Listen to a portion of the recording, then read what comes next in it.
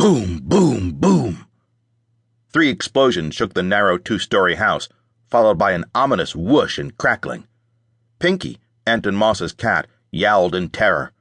Antenn used all his 12-year-old speed to snag the cat and run from the kitchen. Triff Clover met him in the hallway, her face pale with fear. "Fire! We can't get out! Fire blocks both doors, windows, stairs." Wrapping her arms around herself, she said, "I don't know how to teleport." "Me either," Antenn said. His voice was high but didn't shake or crack. Good. "You have flair, soy power. Yell mentally to everyone. I will too. Neighbors will call." The space between his house and others was narrow. "I know the best place. This way." He grabbed her hand and ran with her to a far corner of the main space, then put Pinky down. "There's a little foundation crack here. Maybe we will be under the smoke." He yanked Triff and tried to put her next to Pinky, but she was 20 and bigger and stronger. She put him down and curled around him like he did around Pinky. Using a little flare, Antenn widened the crack, hoping to pull more air in just for them, and he prayed and yelled with his mind, and listened to the fire eat its way to them. This was no natural fire. Must have been firebombs. Though he was only 12, enemies wanted him dead for what his brother had done. Was this revenge? His home was gone. If he survived, he knew gut deep, bone deep, everything would change.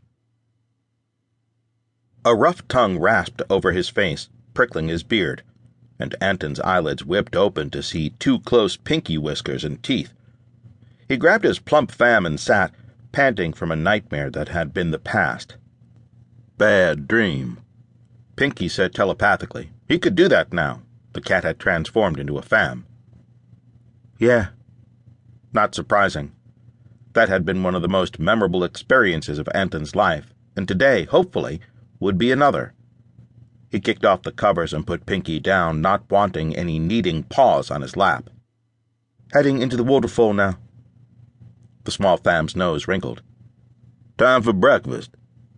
Not quite, Antenn said, but saw his fam trot to the door in the wall and out. Padding to the waterfall room in his family home to Blackthorn residence, which he'd moved into the day after the fire, Antenn passed the tunic and trousers he'd laid out for the day. Very professional cut, but sturdy enough and bespelled enough to handle tramping all over the site of the cathedral on Varga Plateau. The cathedral.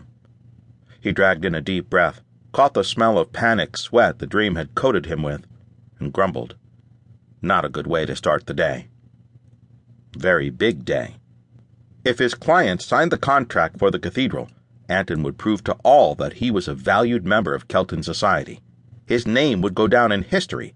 Antenn Blackthorn Moss, a first-level architect. He'd finally settled on Blackthorn Moss instead of Moss Blackthorn. Knew himself better.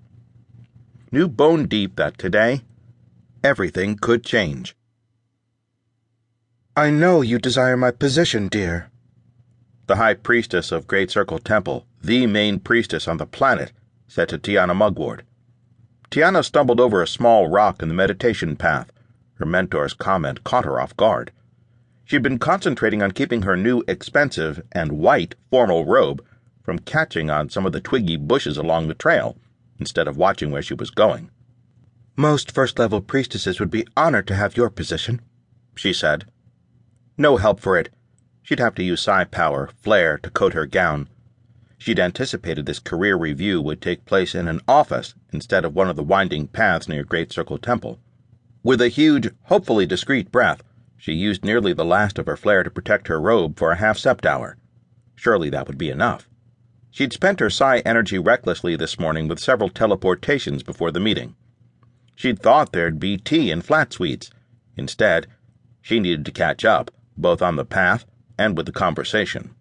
Of course, she shouldn't have expected her own ambition to become the High Priestess, no matter how masked behind a quiet manner, to have been overlooked by the savvy woman. "And despite the rumors, I am not ready to retire within the next few years."